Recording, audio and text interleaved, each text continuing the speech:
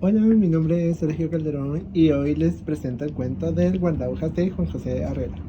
Para poder entrar un poco en contexto es necesario saber que el cuento corto escrito por el autor antes mencionado fue publicado por primera vez en 1951. Em, Esta obra es considerada una de las más destacadas del siglo XX. Adicional a esto nos sumergiremos en un mundo surrealista y enigmático de este curioso cuento. Es importante conocer la historia, pero especialmente su título. Se titula de esta manera ya que su papel de intermediario entre los pasajeros y los trenes se representa la incertidumbre y el atropello de la vida.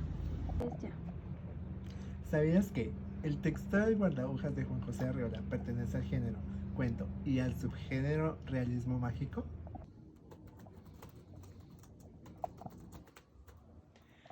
El cuento El guardahojas está narrado en tercera persona. Un ejemplo de este es él caminaba por la calle cuando vio a su amigo. En este caso se usa el pronombre él y su para describir la acción del personaje principal sin que se involucre directamente. Se toma en cuenta tres etapas importantes en el contexto histórico y literario, los cuales son década de 1950 en México, que experimentaba transformaciones políticas y sociales. Um, También la generación del medio siglo. Arriola básicamente formaba parte de este movimiento literario con otros grandes personajes literarios en busca de renovar la narrativa y formas de expresión. También está la época de oro, que en el cine mexicano fue influencia cinematográfica que se ve reflejada gracias al cuento. Como punto número 2 tenemos el realismo mágico. Arriola crea un universo donde lo cotidiano se mezcla con lo real y también con lo absurdo. Como punto número 3 tenemos el significado del tren, que a través del tren Arriola reflexiona sobre la condición humana y la búsqueda al sentido de la vida. Como punto número 4 tenemos la publicación en volumen, que esta forma parte del volumen titulado Confabulario. Y como punto número 5 tenemos la trayectoria personal. Como lo mencioné anteriormente, México se encontraba en cambios políticos, sociales y protagonizados por Adolfo Ruiz Cortines en la década de 1950, por lo que se encontraban en un cambio literario significativo. La generación de medio siglo conformada por Juan Rulfo, Carlos Fuentes y José Emilio Pacheco, buscaban renovar la narrativa. El cuento del guardahojas rompe la narrativa y realiza en base a la imaginación y a la fantasía, siendo muy elogiada en ese tiempo. En los años dorados cinematográficos de la época fue un hit. Inicio. Un forastero llega a una estación de tren con la intención de viajar a la estación T, y al no encontrar su tren y sentirse confundido, se encuentra con un anciano vestido como ferrocarrilero que le pregunta si necesita ayuda. El nudo. El anciano, que resulta ser el guardahojas, le explica al forastero que el país es conocido por sus trenes, pero que la realidad es que el sistema es un desastre, ya que los trenes no tienen horarios fijos ni destinos ciertos, y las personas, o más que todo a menudo estas personas, terminaban viviendo en los trenes, ¿verdad? O formando nuevas comunidades debido a lo largo de los viajes y las rutas inesperadas. El desenlace. Finalmente, en el tren llega el guardahojas y le dice al forastero que tiene mucha suerte, ya que podrá llegar a su destino, pero al siguiente día, ¿verdad? Sin embargo, el forastero se da cuenta de que el sistema ferroviario es una metáfora de la vida y la sociedad, donde los planes y la lógica a menudo son descarrilados por una realidad.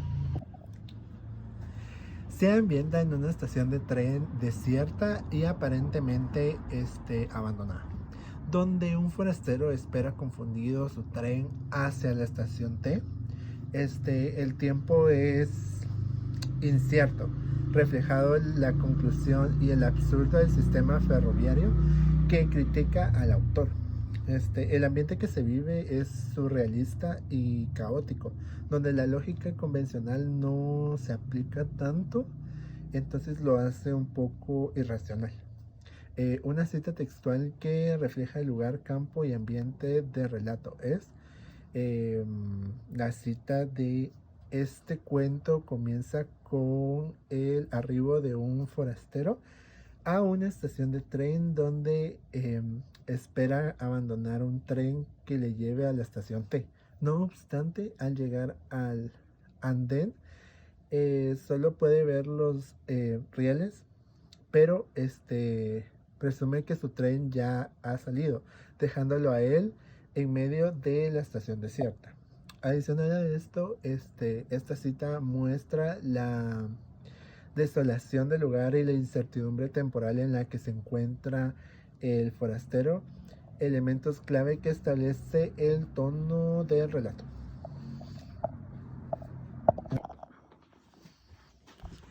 Es una obra maestra de realismo y mágico, y también es una profunda crítica social, ya que a través de la narrativa Arriola explora temas como la burocracia, la ineficiencia administrativa y la absurda naturaleza de la existencia humana.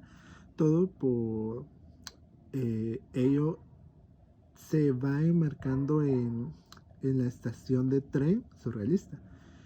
Una cita textual que encapsula es la esencia del cuento es este país es famoso por sus ferrocarriles, como usted sabe.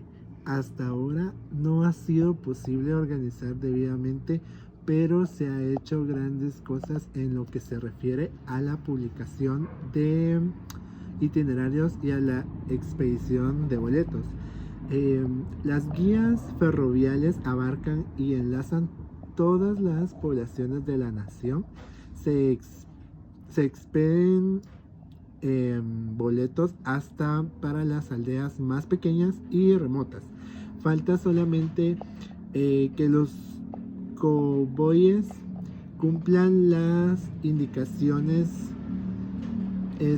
contenidas en las guías y que pasen efectivamente por las estaciones. Es una obra que destaca por su innovación y por ser muy peculiar, especialmente considerando su contexto histórico y literario en la década de 1950 en México. Durante este periodo, el país experimenta una transformación social y política muy extensa. Una cita textual que encapsula la esencia de este relato es los trenes de aquel país no tienen un itinerario establecido que pueden llegar a tomar los rumbos más diversos. Esta frase se refleja el absurdo y la crítica social que Arriola teje a través de su narrativa.